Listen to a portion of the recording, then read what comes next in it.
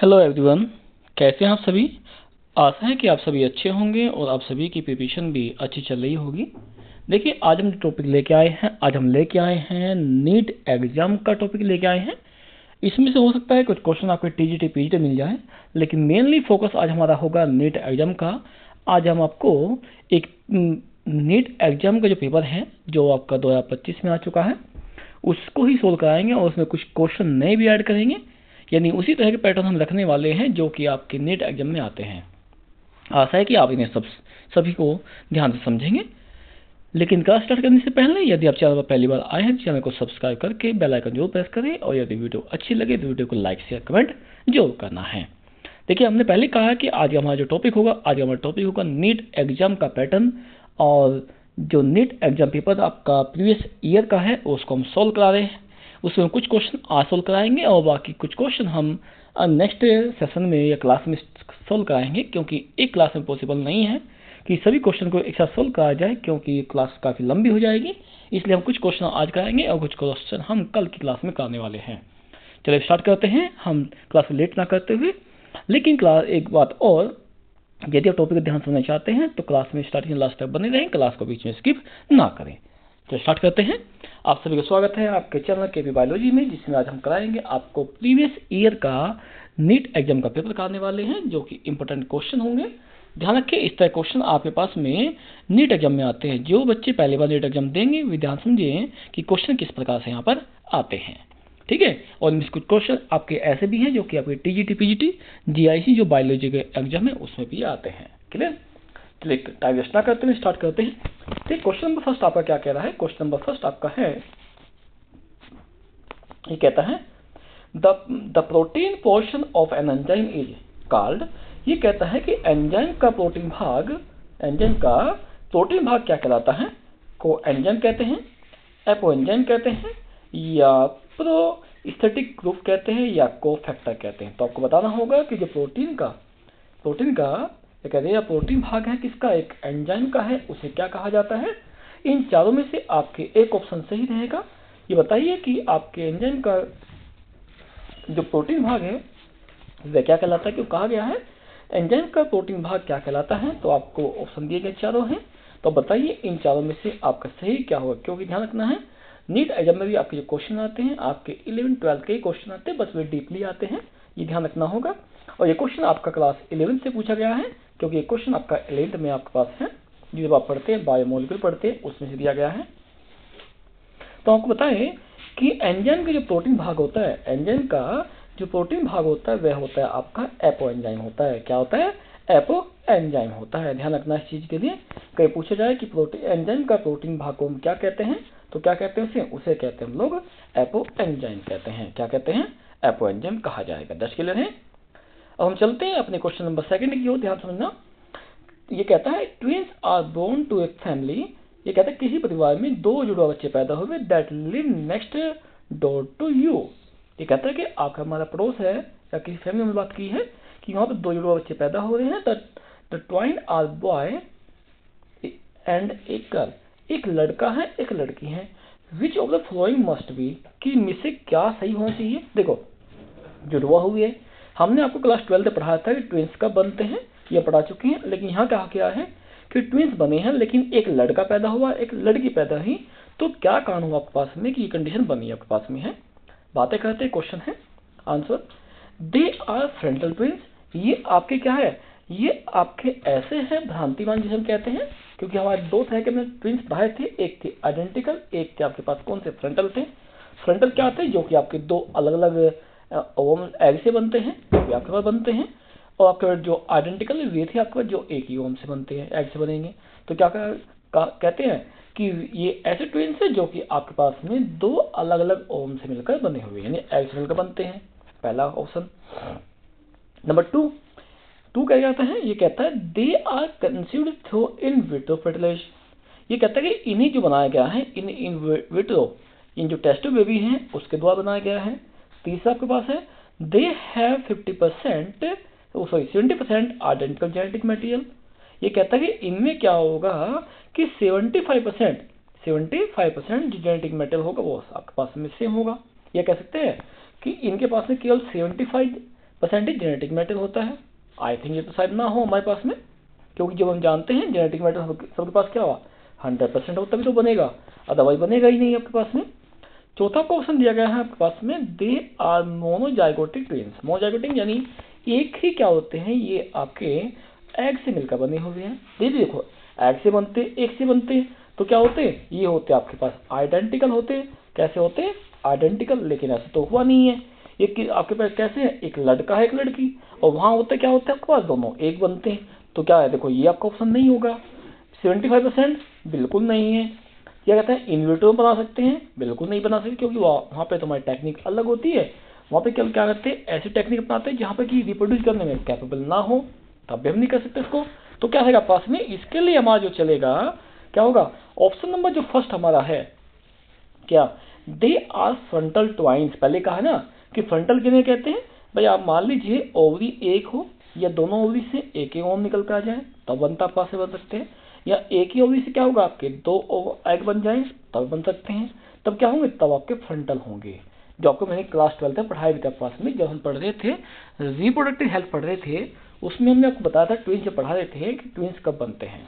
Clear हो गया, क्योंकि हम दो पढ़े थे, हमने दो टाइप के थे, एक कौन से थे, एक फ्रंटल और एक थे आपके आइडेंटिकल। 10 के तक का तो ध्यान रखना कैसा होगा, इसमें आपके पास में फ्रंटल होंगे। कैसे होंगे बेटा, फ्रंटल माने जाएंगे। 10 क्लियर। चलते हैं अपने नेक्स्ट क्वेश्चन पे, क्वेश्चन नंबर 3।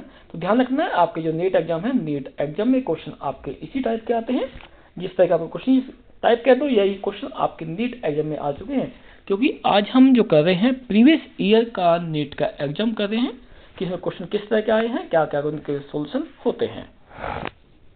चलिए अब चलते हैं अपने नेक्स्ट क्वेश्चन की। क्वेश्चन नंबर 3 क्या कहता है, ये कहता है ध्यान सुनना, after maturation in primary lymphoid organ. ये कहता है कि प्राइमरी जो लिम्फोइड ऑर्गन है उनके मैच्योर होने पर the lymphocyte migrate from the interaction with antigen to secondary lymphoid organs. ये कहता है जब मैच्योर हो जाती हैं तो उसके बाद क्या होता है कि जो लिम्फोसाइट होती हैं वे आपकी प्राइमरी से क्या होती हैं, वे सेकेंडरी जो ऑर्गन आपके पास होते हैं, या कहते हैं कि लिम्फोइड ऑर्गन होते हैं, वहां पे माइग्रेटिंग चली जाती हैं, वहां पर वे चली जाती हैं। तो पूछा गया आपके पास क्या होगा, यानी मतलब क्या मतलब कि कौन से सेकेंडरी आपके पास में होंगे जहां पर क्या होगा, आप जो लिम्फोसाइट वो चली जाती हैं, कहाँ, आफ्टर मैचुरेशन के बाद चली जाती हैं। क्योंकि जानते भी आपके पास लिम्फोसाइट बनती कहाँ है, वो बनती है आपकी बोन मैरो बनती है। कहाँ बनती है, बोन मैरो में, जिससे कि हम क्या कहते हैं, अस्थि मज्जा कहते हैं, जो कहाँ होते हैं आपके घुटनों में, नी में पाई जाती है। आपको बताया था मैंने आपको पहले भी। तो कहता है उसके बाद में कहाँ जाती है पास में, ये कहाँ जाती है, प्राथमिक आपके पास बनी है तो परिपक्व होने के बाद कहाँ जाएगी वो, पहला ऑप्शन आपके पास है थाइमस, बोन मैरो, स्प्लीन में। देखो अब मैंने क्या कहा, बनती कहाँ है, बोन मैरो बनती है, तो ये तो शायद पॉसिबल ना होगी पहला आपके पास ना हो बने, क्योंकि पहले ही क्या कहते हैं बीच में बोन मैरो लेके, जबकि बोन मैरो तो बनाती है, नहीं हो पाएगा पॉसिबल। क्वेश्चन नंबर 2 चलते हैं, और सेकंड पॉइंट क्या कहता है, पेयर्स पैच, थाइमस और बोन मैरो। भाई ये भी ना हो शायद, क्योंकि बनी कहाँ है, बोन मैरो बनी, वहां भी पॉसिबल नहीं है। नंबर 3, स्प्लीन, लिम्फ्स नोड और पेयर्स पैच, यानी जो प्लिया है, लिम्फ नोड है, पेयर्स पैच है, उनमें होती है। देखते हैं आगे। चौथा आपके पास है बोन मैरो बन गई, फिर कहाँ आया, स्प्लीन में आई और फिर लिम्फ नोड में आई। ठीक है, थोड़ा सा आपका कंफ्यूजन रहेगा कि देखो ये तो आपके पास पॉसिबल नहीं है, क्लियर है। हाँ हो सकता है बोन मैरो बनी फिर स्प्लीन में आ जाए, फिर लिम्फ नोड्स में आ जाए, यहां तक हो सकता है, सही मानते हैं हम लोग। लेकिन इसने क्या कहा कि मैच्योर होने के बाद कहां हुई, बोन मैरो बन गई, तो ये बन चुकी। इसके बाद पूछा गया है कहां है, देखो पहले दूसरे ऑप्शन तो आपके पास नहीं है, तो क्या होगा इसमें, पहले कहां बनती है, स्प्लीन में आती है, और स्प्लीन में कहां से पास में, लिम्फ नोड में जाती है। कहा जाती है, लिम्फ नोड में जाएगी, और वहां से जाए कहां पर, वहां जाएगी पेयर पैच पे जाएगी। कहा जाएगी, पेयर्स पैच। तो क्या होगा, आपका चेक कीजिए कि कहां पर है, बस जहां पर स्प्लीन हो, लिम्फ नोड हो और पेयर्स पैच हो, ये आपका सीक्वेंस होगा। पहले कहा है कि लिम्फ नोड स्प्लीन में, फिर लिम्फ नोड में, उसके बाद पेयर पैच।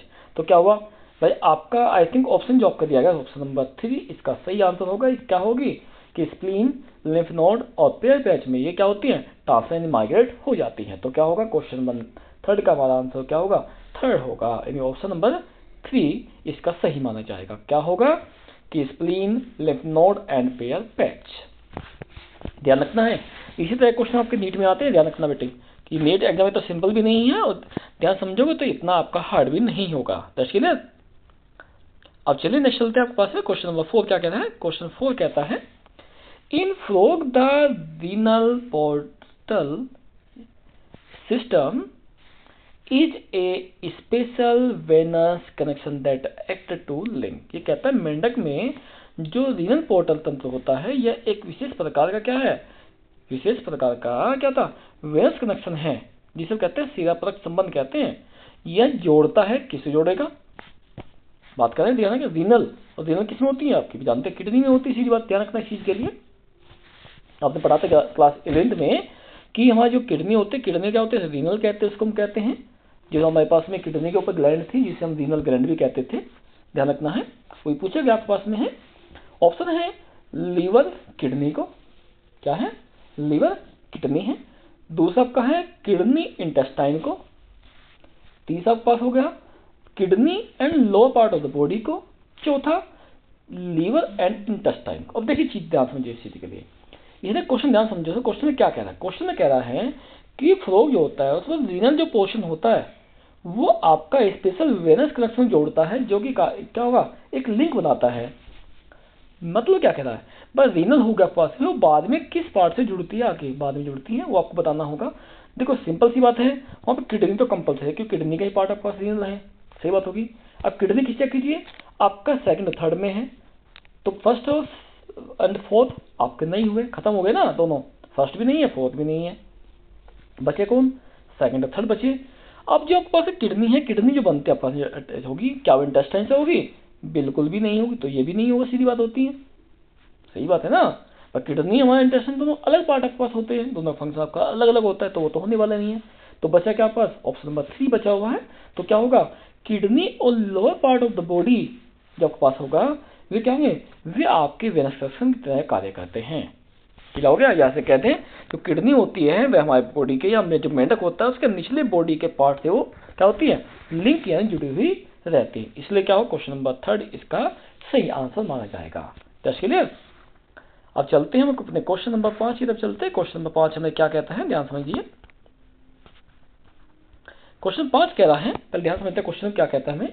क्वेश्चन कह रहा है which of the following enzyme are not essential for gene cloning. देखिए हमने क्लास 12 में पढ़ा था, जब हम पढ़ रहे थे बायोटेक्नोलॉजी पढ़ रहे थे, उसमें हमने पढ़ा था कि आपके पास में जीन क्लोनिंग करने के लिए कौन सा एंजाइम हेल्प करता है। अब यहाँ पूछा गया है नॉट की, इनमें कौन सा नहीं है। तो क्या पास में ऑप्शन है restriction enzyme and DNA ligase. हम देखो हम जानते हैं रेस्ट्रिक्शन क्या करता है, काटना काम करेगा, और लाइगेज क्या करता है, जोड़ना काम करता है। दूसरा है डीएनए पॉलीमरेज और डीएनए लाइगेज।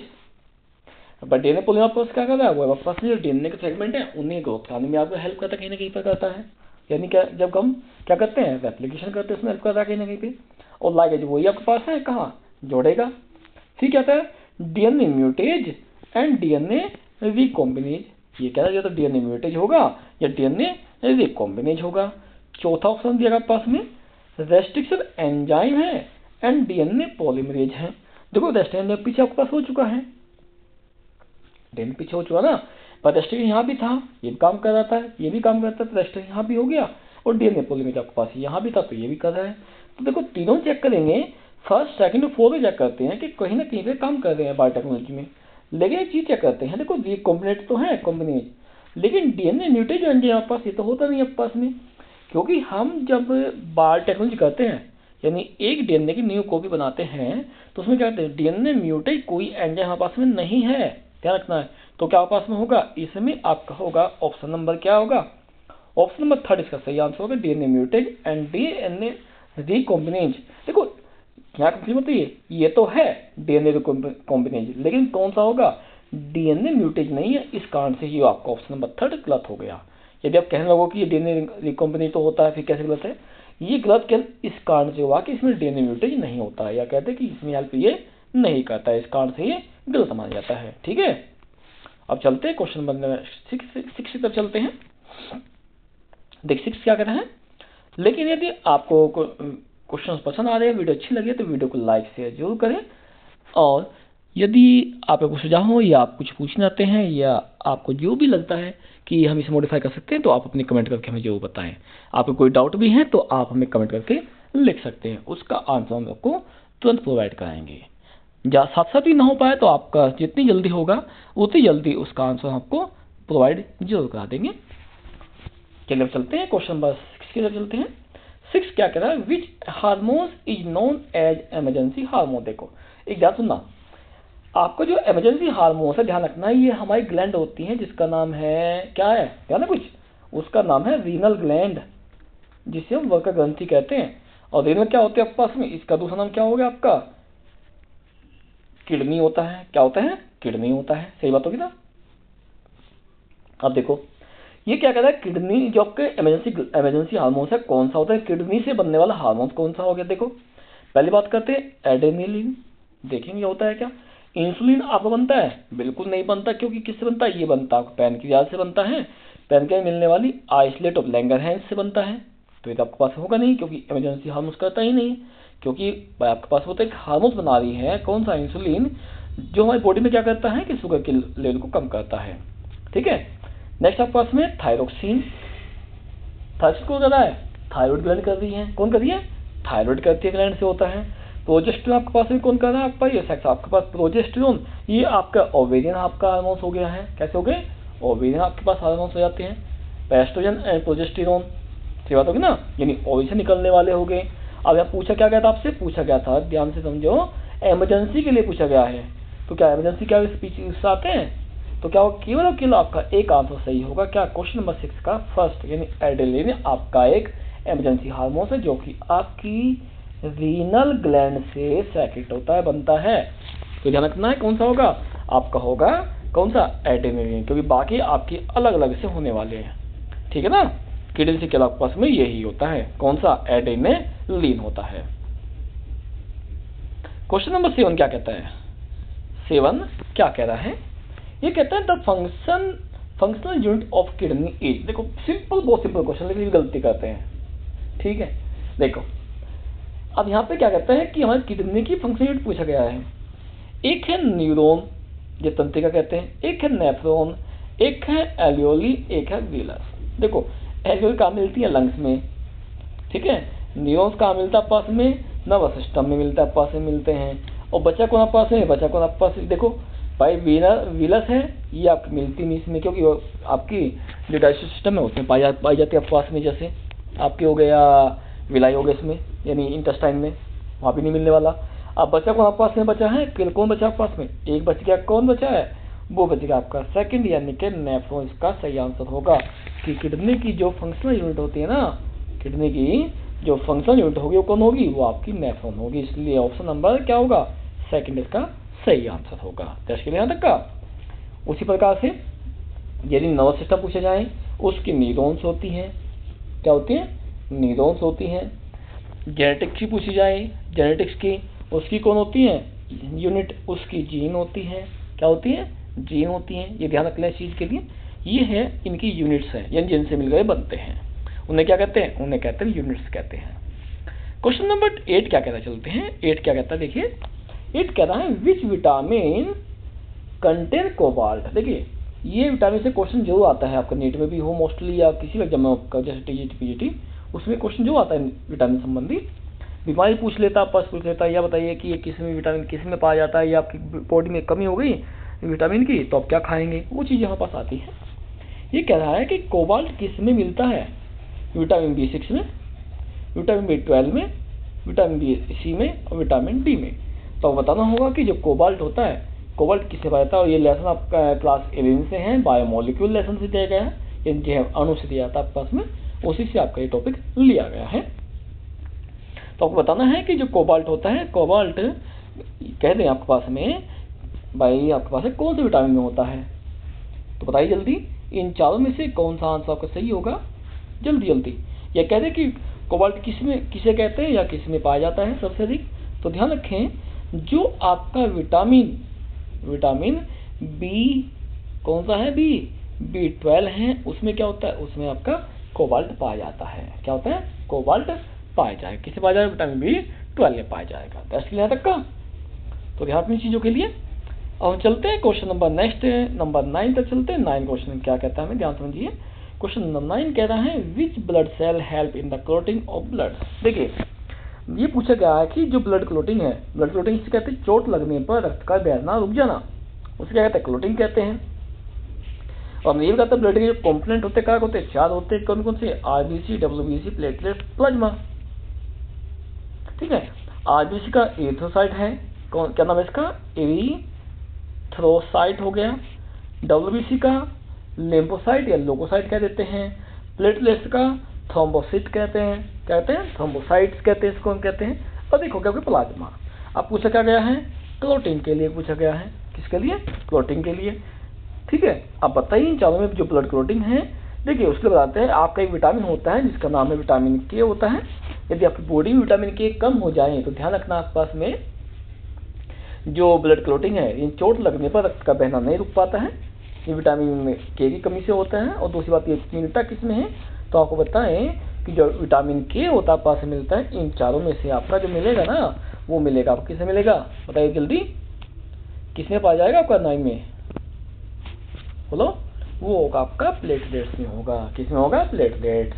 क्योंकि आपका जो प्लाज्मा है उसमें अदर सेल से आपके इनऑर्गेनिक है, ऑर्गेनिक है, लिपिड्स हैं, कार्बोहाइड्रेट्स हैं, ये सब मिलते हैं आपके पास मिलेंगे। आरबीसी आपके पास में हीमोग्लोबिन पाए जाते हैं जिससे लाल होते आपके पास होती हैं।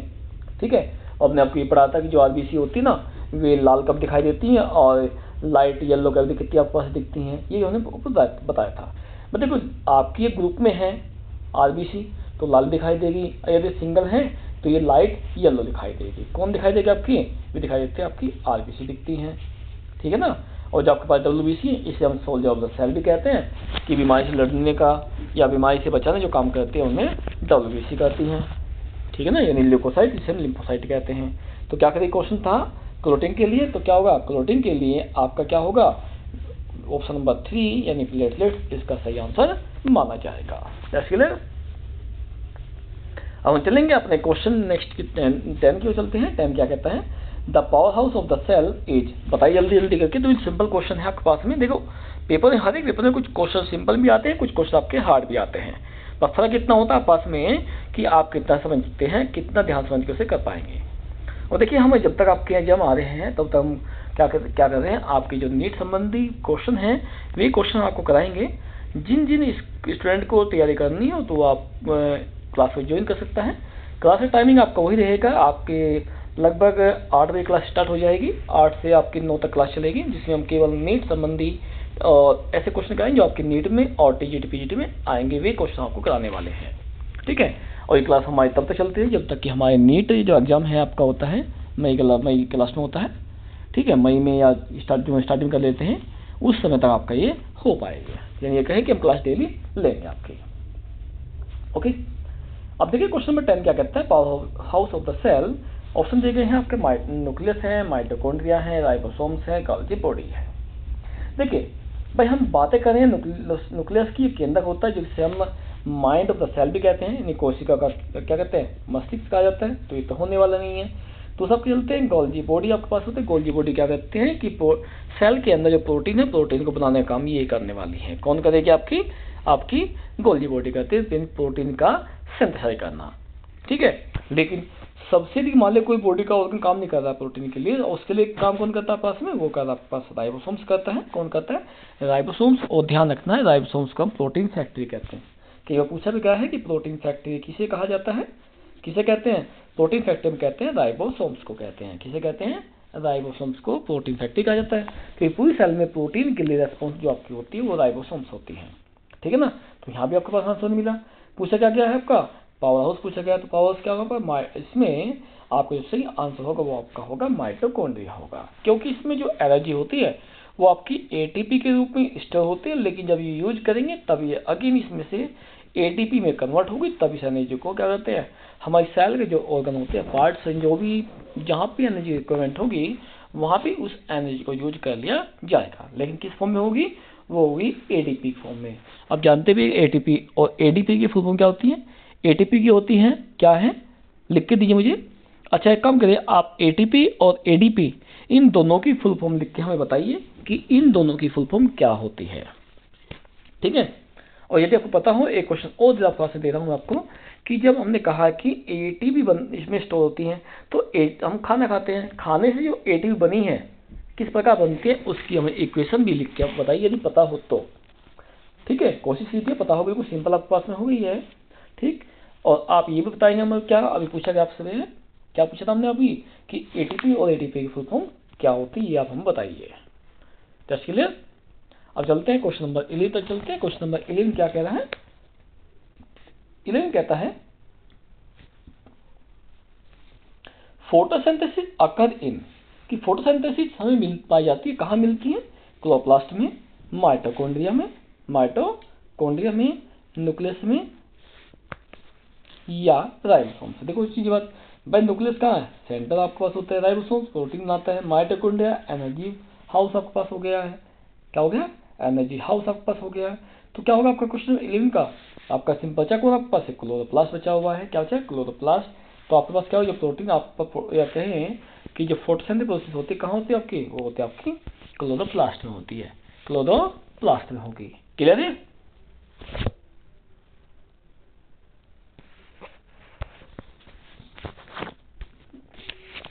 ठीक है, तो किसमें होगी आपकी? वो होगी आपकी क्लोरोप्लास्ट में होगी। चलो ओके,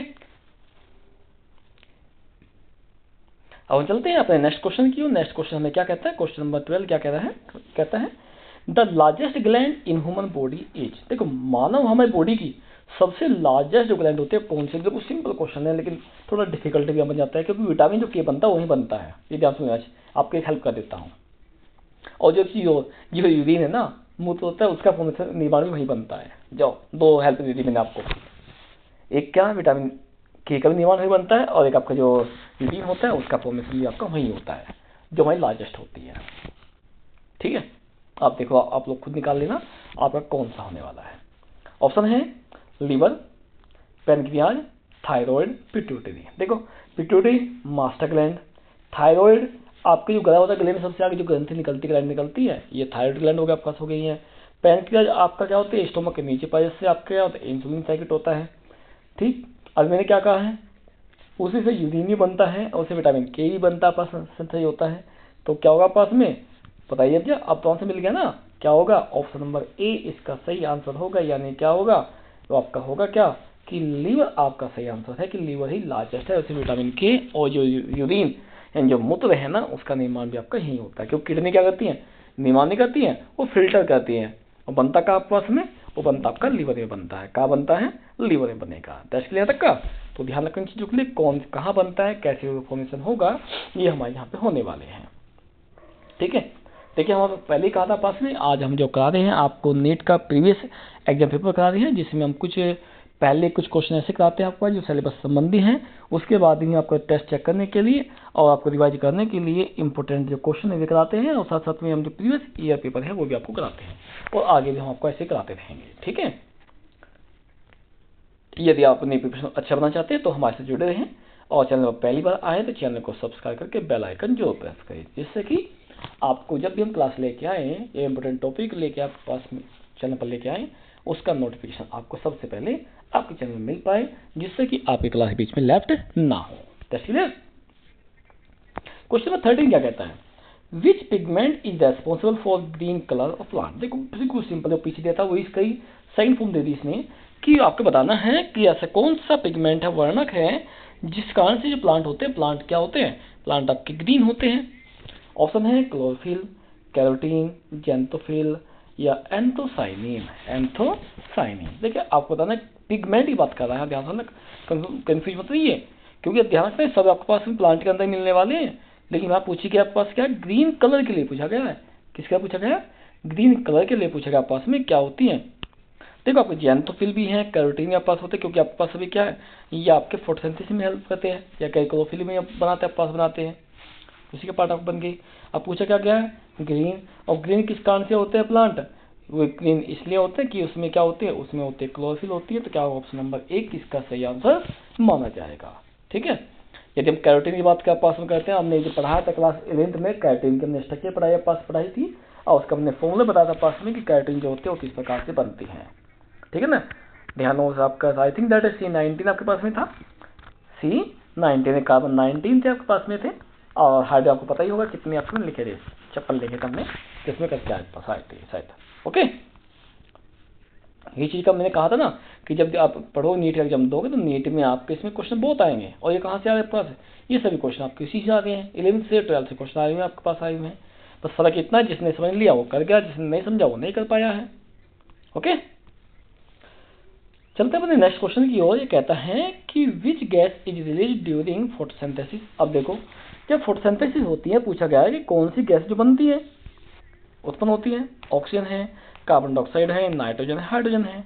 अब देखो सिंपल सी बात है भाई, हम जानते हैं कि जब फोटोसिंथेसिस होती है तो प्लांट क्या करते हैं, CO2 को लेते हैं और O2 को क्या करते हैं, बाहर निकाल देते हैं। अब बाहर निकलना क्या, रिलीज हो गई, पहला आंसर तो आपको ही मिल गया। कार्बन डाइऑक्साइड क्या ली, अंदर ली, इंटैक्ट ले ली, तो ये तो होने वाला नहीं है। नाइट्रोजन कहाँ होती है, रूट से लेते हैं। हाइड्रोजन, हाँ एक चीज और है, पानी बाहर निकालते हैं जिसमें हाइड्रोजन ऑक्सीजन दोनों होते हैं, पास होती हैं। हम ये भी कहते हैं हाँ हाइड्रोजन हो सकती है मे बी, बट यहाँ रिलीज बात कर रहा है, रिलीज कौन सी होती है, फोटोसिंथेसिस में। फोटोसिंथेसिस में देखो, यदि हम H2 की बात करें तो क्या इसमें हाइड्रोजन ऑक्सीजन दोनों हो गए, लेकिन एक ही बात करा, एक ही होगी ना, तो सबसे सही इसका आंसर जो माना जाएगा ऑप्शन नंबर 1 इसका सही आंसर होगा कि ऑक्सीजन इसका सही आंसर है। क्या है, ऑक्सीजन इसका सही आंसर होगा कि ऑक्सीजन जो होते हैं आपस में वह फोटोसिंथेसिस प्रोसेस के दौरान क्या होती है, रिलीज भी होती है। जैसे यहाँ तक का ओके, तो क्वेश्चन है ना भी, बस जो हमने आपको 11th में और 12th में कराए हैं क्वेश्चन, ध्यान सुनना, ये नीट का ही है। अब आप हमें बताना कि जो हमने आपको 11th में और 12th में पढ़ाया है, हम बार बार कहते थे कि ध्यान समझ लीजिए, ध्यान से पढ़िए, क्योंकि ये क्वेश्चन आपके कहाँ होंगे, ये आपके नीट में आते हैं इसमें से। तो आप हमें ये बताएं कि क्या क्वेश्चन यही इसी टॉपिक से नीट में आ रहे हैं या नहीं आ रहे हैं। ये आपके पास से नहीं है, ये भी क्वेश्चन जो आपके नीट में आ चुके हैं।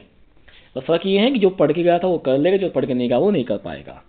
जैसे इतना हार्ड भी नहीं होता नीट का, बिल्कुल सिंपल भी नहीं होता, समझोगे तो सिंपल है और नहीं समझोगे तो ये हार्ड है।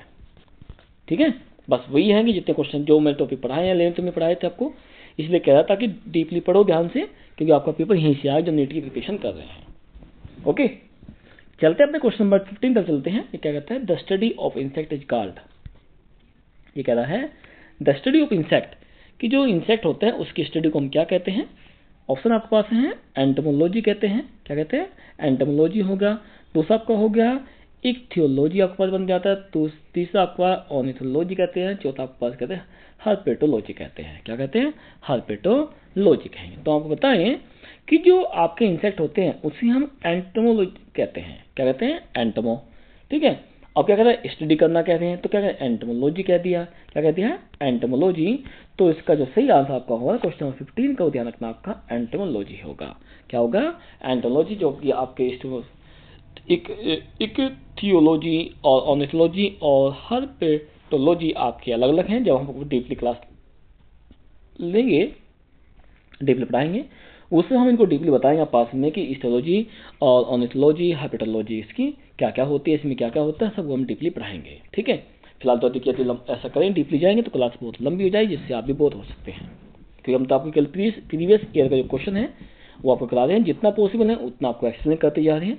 अधिक एक्सप्लेन करेंगे तो क्लास लंबी होगी, वो चीज़ आपके पास आएगी। इसलिए हमारा मोटिव है कि हम कम समय में अधिक से अधिक क्वेश्चन आपको समझाएं कि इस तरह क्वेश्चन आपके आते हैं और इनका सोल्यूशन यदि ऐसा आता है तो इनका आंसर ये होगा। जैसे क्लियर है। हाँ, यदि आप इनको डीपली समझना चाहते हैं तो आप हमारी जो क्लास है, क्लास को ज्वाइन करें, जिसमें आपको डीपली बताएंगे कि इसमें क्या चीज़ें हम होती हैं, कैसे वर्क करती हैं। क्लियर। अब चलते हैं अपने question number next, question number 16 बात कर रहा है। 16 क्या कहता है, 16 कहता है, ये कहता है which blood group is universal donor. देखो ये तो मुझे पता नहीं, आप बताएंगे कि जो कौन सा ब्लड ग्रुप आपके पास में है यूनिवर्सल डोनर कहते हैं, क्योंकि हम तो सिर्फ चार्ट बना सकते हैं। देखो आपका ये वो चार्ट, इसमें आपका यहाँ ए हो गया, यहाँ आपका ओ हो गया, ये आपका ए बी हो गया, ये आपका ओ हो गया, और दो अब नहीं भाई, आपका हुआ ये यहाँ ए, ये आपका बी, ये आपका ए बी और ये ओ। ये इसको भी दे सकता है, इसको भी दे सकता है, इसको भी दे सकता है, ये ए बी को दे सकता है, ये भी ए बी को दे सकता है। होगी सी बात होगी। क्लियर। अब बात किसकी पूछी है, डोनर, डोनर में देने वाला। अब इन बताइए सबको कौन दे रहा है, सबको दे रहा है। आई थिंक आपको कौन दे रहा है, आपका ओ दे रहा है। कौन दे रहा है, ओ देता है ना। सही बात है, सही है तो गलत बोलिए, सही है ना। भाई ओ सबको दे रहा है और ए भी क्या कर रहा है, सबसे ले रहा है, और जो सबसे लेगा क्या हो गया, वो यूनिवर्सल एक्सेप्टर, और जो सबको देगा वो यूनिवर्सल डोनर, यानी सब दाता होगा आपके पास में, हो गया देने वाला, और लेने वाला सर्वग्राही आपके पास होगा। तो पूछा क्या आपके पास में, सर्वदाता यानी कि डोनर पूछा गया, तो कौन आपके पास में, वो होगा आपका ऑप्शन नंबर 4 इसका सही आंसर होगा, कि यानी ओ जो ब्लड ग्रुप आपके पास होता है वही क्या यूनिवर्सल डोनर कहा जाता है। क्या कहते हैं, यूनिवर्सल डोनर कहते हैं।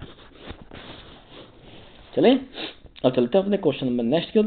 ध्यान, हमने पढ़ाई क्लास जब लंबी नहीं होगी आपके पास में, पहले कहा था कि आप क्लास को आज हम कम क्वेश्चन कराएंगे, जिससे आपको चल जाए पता कि क्वेश्चन कैसे आते हैं। कल हम कोशिश करेंगे कि आपका जो टोटली या मोस्टली जो पार्ट है आपके पास में किसके, जो नीट एग्जाम में बायोलॉजी का वो कराया जाए, क्योंकि आप जानते भी हैं कि इसमें टोटल आपके जो बायोलॉजी क्वेश्चन आते हैं पास में 90 क्वेश्चन आते हैं, और यदि हम 90 क्वेश्चन को एक साथ ले दें तो क्लास क्या होगी हमारी, काफ़ी लंबी हो जाएगी। कम से कम ये क्लास हमारी हो जाएगी 2 से 3 घंटे क्लास हो जाएगी, हम पास में हो जाएगी। और देखिए आप 2-3 घंटे यानी 3 घंटे क्लास कम मान चलिए, 2.5 से 3 घंटे की क्लास आपकी होगी 90 क्वेश्चन एक साथ करने के लिए। क्या आप एक दिन में एक समय पर इतनी क्लास लंबे टाइम तक क्लास ले सकते हैं, नहीं ले पाएंगे ना, तो वो तो समस्या बन जाएगी आपको। तो ध्यान रखना इन चीज़ों के लिए, इसलिए हम क्या कर रहे हैं, इसे पार्ट्स में आपको पेपर करा रहे हैं। लगभग हम 2 में तो हो नहीं पाएगा, हाँ इतना कि 3 क्लास में आपके टोटल क्वेश्चन आपको इसमें करा देंगे। ठीक है, आज हम कल कितने रखे हैं, आज हम 22 क्वेश्चन लेके आ रहे हैं। कल हम जो क्वेश्चन करेंगे, कल हम 22 से आगे जो क्वेश्चन रहेंगे, लगभग हम कल 30 से 40 क्वेश्चन कराएंगे। बच्चा दिया कल हमारे 40 क्वेश्चन आते हैं तो हमारे 60 क्वेश्चन हो गए, 30 बच गए हैं। यदि हम 35 क्वेश्चन भी हम कराते हैं, 35 कराते हैं, तो 35 कल कराए, 35 नेक्स्ट 70 और 22 हमने करा देंगे, तो क्या तभी हमारे हो सकते हैं। तो हमें 2 क्लास पे कुल लग जाएगी। एक क्लास में कोशिश यदि ले हम लोग तो फिर आप देख लीजिए क्लास कम से कम 2 घंटे से कम की क्लास आपकी होगी। फिर ये यदि आप एग्री हो तो मैं कोई नहीं, आप अपनी एक क्लास में इसको प्रीवियस ईयर को करा दूंगा आपको मैं, ठीक है। और यदि आप चाहते हैं कि धीरे धीरे आराम से कराया जाए, कोई इतना वो नहीं है, तो फिर आपका ध्यान समझें, तो फिर आपको कोई नहीं, मैं 2 क्लास में से करा देता हूँ। ओके, चलिए चलते हैं। क्वेश्चन 17 क्या कहता है, लेकिन स्टार्ट करने से पहले यदि चैनल पर पहली बार है तो चैनल को सब्सक्राइब करके बेल आइकन जरूर प्रेस करें, और यदि वीडियो अच्छी लगे तो वीडियो को लाइक शेयर कमेंट जरूर करें। ओके, क्वेश्चन 17 क्या कहता है, द डीएनए स्टैंड फॉर, देखो सिंपल सी बात है, पीछे पूछा हमने एटीपी एडी पूछा था, वो ये यहाँ पूछ लिया। यहाँ क्या कहा, यहाँ डीएनए कहते हैं, डीएनए की फुल फॉर्म क्या होती है, ऑप्शन है deoxyribonucleic acid, dynamic nucleic acid, double nitrogen acid और डीऑक्सीराइबोज न्यूक्लिक एसिड। देखो यदि ध्यान समझोगे 2 ऑप्शन देखो हमारे पास में है भाई, डायनेमिक नहीं होगी, डबल नहीं होगी, पहले तो काट दो दोनों। बच्चे कौन आपके बच गए, कौन ए और डी बच गया। देखो इसमें डीऑक्सीराइबोन्यूक्लिक एसिड है और इसमें डीऑक्सीराइबोज न्यूक्लिक एसिड है, कि अंतर किसका हुआ, एसई का अंतर हो गया। किसका अंतर हो गया, एसई का अंतर हो गया। अब आपको बताना है कि डीएनए जो हमारे पास होता है उसकी फुल फॉर्म होगी क्या, क्या वो डीऑक्सीराइबोन्यूक्लिक एसिड होगी या डीऑक्सीराइबोज न्यूक्लिक एसिड, जैसे राइबोज होती है, तो बताइए जल्दी इसका आंसर आप हमें दीजिए कि आप डीएनए जो फुल फॉर्म होती है इन दोनों में से ए और डी में से सही आंसर क्या होना चाहिए आपके पास में, बट डीऑक्सीराइबोन्यूक्लिक एसिड या डी राइबोज न्यूक्लिक एसिड होगी। चलिए बताइए, जल्दी बताइए, सोचिए, इतना हार्ड नहीं है क्वेश्चन, ये इतना हार्ड है, सिंपल है। तो देखिए कुछ का आंसर सही है, कुछ का आंसर गलती, यहाँ पर ध्यान रखना है। कुछ बच्चों ने सही आंसर दिया, कुछ ने गलत देंगे, अभी है। तो ध्यान रखना, डीएनए आपके पास होता है, डीएनए की जो फुल फॉर्म आपके पास होती है वो होते हैं डीऑक्सीराइबोन्यूक्लिक एसिड। राइबोज नहीं होती है, वो कहते हैं राइबो होती है। आरएनए की बात करें इसमें शुगर जो होती है राइबोज होती है, राइबो शुगर, और इसमें क्या होती है, डीऑक्सीराइबो शुगर होती है। कौन सी होती है, डीऑक्सीराइबो। तो राइबोज तो नहीं है, कौन सी है, बोलिए कौन सी है, राइबो है। पर राइबोज होती किसमें थी है, आरएनए में, यहाँ राइबो है तो किसमें, डीएनए में है। तो क्या होगा, आपका ऑप्शन नंबर 1 सही इसका माना जाएगा। क्वेश्चन नंबर 17 की बात चलते हैं। 18 कहता है, 18 क्या कहता है, the largest cell in the human body. देखो पीछे तक क्या था, ऑर्गन की बात कर रहे हैं लार्जेस्ट, यहाँ बात कर रहे हैं सेल की बात करते हैं। ऑप्शन है आपके पास है नर्व सेल, मसल्स है, ओवम है, आरबीसी है। देखिए बातें करें पास में ये कि ओवन की बात करें तो बिल्कुल नहीं है, आईबीसी आपकी बिल्कुल नहीं है, छोटी होती है बहुत, तो इसका साइज माइक्रोमीटर में होता है, तो ये तो नहीं हो पाएगी। मसल सेल में मांसपेशी आपके पास होती है, ये भी आपके पास में नहीं होने वाली। ठीक,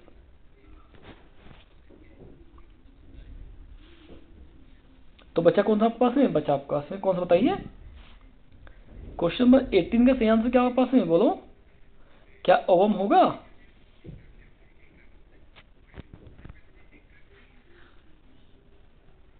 बोलो,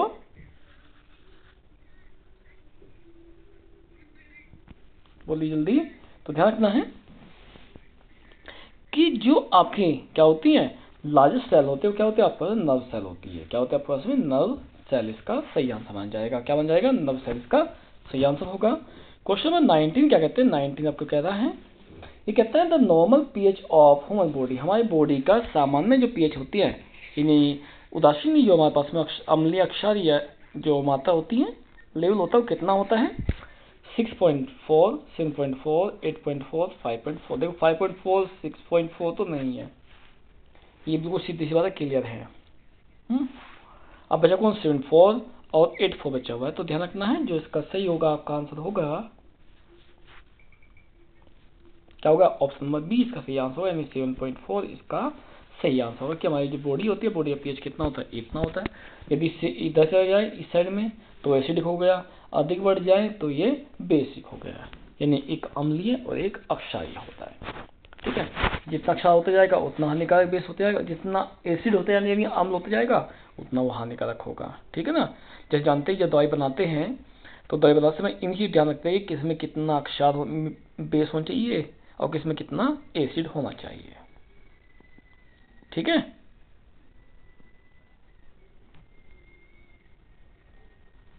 तो चले आगे, अब चलते हैं अपने क्वेश्चन नंबर नेक्स्ट की तरफ चलते हैं हम लोग। क्वेश्चन नंबर 20 क्या कहता है, 20 कहता है which organ purify blood in human body. देखिए आपका बॉडी फ्लूइड से आया हुआ है लेसन, जब का लेंथ में बॉडी फ्लूइड लेसन था उसमें से टॉपिक में ये टॉपिक निकला हुआ है कि जो ब्लड होता है, ब्लड रक्त होता है ना, रक्त को शुद्ध करने का काम कौन करता है, क्या हार्ट करता है,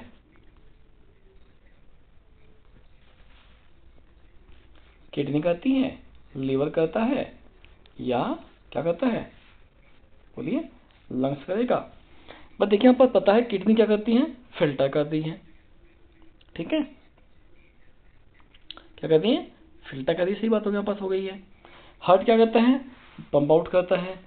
लीवर क्या करता है, यूरिन का निर्माण करता है। और लंग्स क्या करता है, जो पास में इम्प्योर ब्लड है, इम्प्योर ब्लड यानी जिसमें कार्बन डाइऑक्साइड होगी, कार्बन डाइऑक्साइड को ब्लड से अलग निकाल कर क्या करेगा, उसे वापस क्या करता है, वापस हार्ट में भेजने काम ये करते हैं, लंग्स करते हैं। देखिए यहाँ क्या पूछा गया था, ध्यान समझिए क्वेश्चन। देखिए क्वेश्चन कह रहा है purify blood in human body, हमारी बॉडी में रक्त को शुद्ध कौन करेगा। तो ध्यान रखना है हमारे रक्त को शुद्ध करने जो काम करती हैं, कौन करती हैं, वो आपकी किडनी करती हैं। कौन करती हैं, किडनी इसको करने वाले। क्योंकि किडनी क्या करती है, जो रक्त ब्लड होगा उसको फिल्टर करेगी, यूरिन को अलग कर देगी, यानी मूत्र को अलग करेगी, और क्या करती है वो जो आपका रक्त है, शुद्ध रक्त होगा उससे वो अलग निकाल देगी। तो कौन करेगी, किडनी काम करने वाली है। तो ऑप्शन नंबर सेकंड इसका सही आंसर बन जाएगा। आज चलते हैं अपने सेकंड लास्ट क्वेश्चन की ओर, लेकिन क्लास को आगे बढ़ाने से पहले एक बार फिर यदि आप चैनल पर पहली बार आए हैं तो चैनल को सब्सक्राइब करके बेल आइकन जो प्रेस करें, और यदि वीडियो अच्छी लग रही हो तो आप वीडियो को लाइक शेयर जरूर कर सकते हैं। और यदि अच्छी लगी है, कुछ सुझाव हो या कुछ पूछना हो तो आप हमें कमेंट करके हमें पूछ सकते हैं। ठीक है, जब चलेंगे अपने सेकंड लास्ट क्वेश्चन की ओर। सेकंड लास्ट क्वेश्चन हमारा क्या कहता है, सेकंड लास्ट क्वेश्चन हमारा कह रहा है the study of heredity is called, gene जो अनुवांशिकी है या जो वंशागति होती है उसके अध्ययन क्या कहते हैं, जेनेटिक्स कहते हैं, इकोलॉजी कहते हैं, साइटोलॉजी कहते हैं, टैक्सोनॉमी कहते हैं। देखो टैक्सोनॉमी किसी ऑर्गन को बांटना, साइटोलॉजी जिसमें सेल का अध्ययन करते हैं पूरा पास करते हैं, इकोलॉजी जिसमें हम इकोसिस्टम का कहते हैं। अब बचा कौन पास में, हेरिडिटी बचा हुआ है। हेरिडिटी किसके होते हैं पास में, जेनेटिक्स की होती है। किसकी होती है, जेनेटिक्स की होगी। तो क्या होगा, सही आंसर का होगा जेनेटिक्स होगा। क्या होगा, जेनेटिक्स, यानी जो आपके पास में हेरिडिटी होती है वो जेनेटिक्स की ही क्या होती है, यानी जो आपकी कहते हैं ना अनुवांशिकी, उसके ही क्या होती है, उसका अध्ययन इसमें करते हैं। जैसे कहते हैं हम लोग कहते हैं कि जिसमें हम वंशागति का अध्ययन करते हैं उसे क्या कहते हैं, जेनेटिक्स यानी अनुवांशिकी कहते हैं। ठीक, अब हम चलेंगे अपने आज के लास्ट क्वेश्चन की ओर। क्या कहता है लास्ट क्वेश्चन, कहता है the father of genetics is, देखो मुझे नहीं पता इसका भी सिंपल है, ये तो आप पढ़ते ही आए, पहले से ही आ रहे हैं, आपको पढ़ाया था, आपको मैंने लेसन कहाँ पढ़ाया था मैंने, हाँ जब हम प्रिंसिपल ऑफ जेनेटिक्स पढ़ रहे थे, लेसन नंबर 4 पढ़ रहे थे, उसमें बताया था कि फादर ऑफ जेनेटिक्स कौन थे और उसे ने अपने एक्सपेरिमेंट कब दी। चलो मैं आपको हिंट देता हूँ। तो इसने आपके आई थिंक बताया था मैंने तुम्हें 1856 से लेकर के अप्रोक्सीमेटली क्या था आपका 1863 तक शायद लगभग इसने अपने क्या क्या एक्सपेरिमेंट किए। लेकिन क्या कहा, इसके जो एक्सपेरिमेंट दिए इसने इसको मना कर दिया कि ऐसा पॉसिबल नहीं है, और जब रिजेक्ट कर दिया तो आफ्टर सम ईयर्स इस क्या हुई 1869 में इसकी डेथ हो गई। लेकिन जब इसकी एक्सपेरिमेंट दोबारा किया गया तो दोबारा साइंटिस्ट आए, जैसे 19वीं सेंचुरी में 1900 में ये बताया कि जो इस साइंटिस्ट ने अपने ला दिए थे बिल्कुल भी सही थे, ऐसा ही होता है जैसे कि उसने बताए थे। ठीक है, अब क्या वो मोर्गन था, इसमें किस पे किया था आपका ड्रोसोफिला पे किया, फ्रूट फ्लाई किया था। लेमार्क ने आपके पास इवोल्यूशन बात की थी आपस में। डार्विन ने क्या कहता, नेचुरल सिलेक्शन बात की थी, सही है ना, नेचुरल सिलेक्शन यानी प्राकृतिक चयन की बात कर रहे थे। जैसे आपको ध्यान हो जिराफ का एग्जाम्पल वो उसने इसमें लिया था, आपस लिया था, ठीक है ना, कि जिराफ पहले गर्दन छोटी हुआ करती थी, लेकिन समय के अनुसार क्या धीरे धीरे वो बढ़ती चली गई। क्या कहा इसने, प्राकृतिक चयन की बात कर रहे थे। अब बच्चा को पास में, वो बच्चा पास में एक ऐसे प्रोफेसर कह सकते, एक तरह से हम कह सकते हैं, क्योंकि जहाँ पे काम करते थे इसने क्या किया, अपनी वही जो गार्डन था, गार्डन में अपने एक्सपेरिमेंट करना शुरू किया, और इसका जो नाम था, इसका नाम था आपका कौन था, मेंडल था। क्या था, मेंडल है। ठीक है, यानी क्या नाम है उसका, Gregor George Mendel, Gregor George Mendel, किसका नाम था आपका, मेंडल का पूरा नाम था। तो क्या जो जेनेटिक्स के फादर आपके हैं, जेनेटिक्स के फादर आपके कौन होंगे, जेनेटिक्स के फादर आपके कौन होते हैं, वे आपके होंगे मेंडल होंगे। कौन होंगे, मेंडल होंगे। इसके साथ में हमारी जो क्लास आज की है वो क्लास हमारी आज की है और करेंगे। और यदि क्लास अच्छी लगे तो क्लास को, वीडियो को लाइक शेयर कमेंट जरूर कीजिए, और यदि चैनल पहली बार आए हैं तो चैनल को सब्सक्राइब। ठीक है, यदि अच्छी लगी है क्लास आप तो क्लास को वीडियो को लाइक कर सकते हैं, शेयर कर सकते हैं, कमेंट भी कर सकते हैं। और यदि पहली बार आए हैं और आप आगे चाहते हैं कि आपको आगे भी आपका स्टडी मटेरियल आपके पास जाता रहे, मिलता रहे, तो आप सब्सक्राइब भी जरूर कर दीजिए और बेल आइकन में ऑल नोटिफिकेशन को जरूर प्रेस कर दीजिए। ठीक है, जिससे कि फ्यूचर में भी आपको टॉपिक मिलते रहे। हाँ, यदि आपको कुछ सुझाव हैं, कुछ आप सुझाव देना चाहते हैं, या आपको वीडियो कैसी लगी आप ये बताना चाहते हैं कि क्या अच्छा रहा क्या नहीं रहा है, तो वो भी आप हमें कमेंट लिखकर बता सकते हैं, हम आपको कमेंट कर दिया करेंगे। चलिए फिर कल फिर हम आपके लिए एक नई क्लास, ये नई क्लास क्या थी, इसी का जो सेकंड पार्ट आपका है, जो क्वेश्चन होंगे लगभग 30 से 40 क्वेश्चन बीच में कल क्वेश्चन कराएंगे, जो आपका प्रीवियस ईयर के ही होंगे। आप देख लीजिए कि आपके जो क्वेश्चन आपके आए हैं क्या वे क्वेश्चन आए हैं जो भी मैंने आपको 11-12 में कराए थे। कहता था कि टॉपिक ये आपके इंपॉर्टेंट है, यहाँ से कर लीजिए, यहाँ से क्वेश्चन आते हैं। तो देखो आप क्वेश्चन वहीं से बन के आ रहे हैं, आपके कहीं और से बन के आते हैं, ये आप डिसाइड खुद कीजिए। आप देख लीजिए कि आपकी जो नीट की प्रिपरेशन है उसमें कितनी हम हेल्प कर सकते हैं, कितनी हेल्प आपकी नहीं कर पाएंगे, ये आप डिसीजन आपका होगा। जो डिसीजन आपको लगे कि अच्छा लगता है कि हाँ हम करा सकते हैं, तो आप क्या करें, आप हमारे साथ में जुड़े रहिए। यदि आपको लगता है कि हम आपकी प्रिपरेशन बाय ये पोर्शन नहीं करा सकते हैं तो आप हमसे मत जुड़िए, अच्छा लगे जुड़ जाइए, नहीं लगता तो मत जुड़िए, ये डिपेंड अब आप पे करेगा। अच्छा लगे तो ध्यान रखना क्लास आपकी डेली चलेगी, जो आपकी नीट चलने वाली, क्योंकि अब तक आपकी बोर्ड क्लास थी, अब बोर्ड क्लास खत्म हो चुकी है, अब हमारी ड्यूटी भी खत्म हो चुकी है, तो अब हमें जो क्लास होगी वो हमारी नीट की चलेगी, जो कि हमारी रेगुलर क्लास होने वाली है। यदि आप चाहते हैं कि आपकी प्रिपरेशन अच्छी हो तो आप हमसे जुड़े रहें, अपने दोस्तों को कहें कि हमसे जुड़े हैं, और उनके पास वीडियो को शेयर जरूर करें। ठीक है, चलिए अपनी क्लास हम यही और करेंगे, कल फिर मिलते हैं अपने नेक्स्ट क्लास में आगे के टॉपिक के साथ। तब तक के लिए टेक केयर, हंसते रहिए, मुस्कुराओ।